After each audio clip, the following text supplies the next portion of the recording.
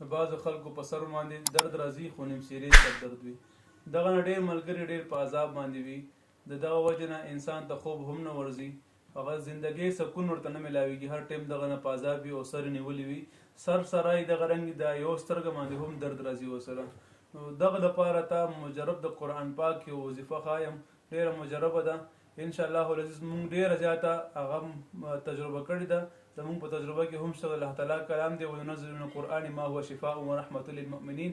الله تعالی کلام پاک دا ټول شفا ده. نو انسان له پکار دی چې کله انسان بیمار شي نو هغه روحاني علاج پکار دی چې روحاني علاج وکړي. همدغه رنګ دغه وظیفه چې کوم ده تاسو پخپله هم کولی شئ. که کوم کس ته قرآن سبق نه وي ویلی نو پکار خدا ده چې هغه خپل قرآن سبق شروع کړي او قرآن زده کړي. نو بهترین دغه رنګ دغه دنیا او آخرت دواړه بهتره شي په دې قرآن زده کولو باندې. نو موږ تاسو له پکار ده چې موږ خپل قرآن مجید زده کړو.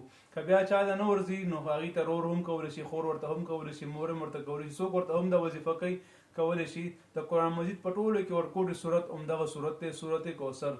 نو دغه صورت 11 پیرې ویلي، بیا په ښي لاس باندې تلي باندې چوف کول دي دغه رنګې، او په سر باندې دغه شانتې راښکل دي دغه رنګې، دا شانتې به سر باندې راکاږي مکمل سر باندې، او دا شانتې به اخره کې لاس موږ داسې به لاندې لړه کړي. نو دغه رنګې چې انسان په ورځ کې 3 ټایمه دغه وکړي انشاءالله العزیز د ده په سر باندې به درد نه راځي. نو انشاءالله العزیز دی به د سر درد نه بالکل محفوظ شي.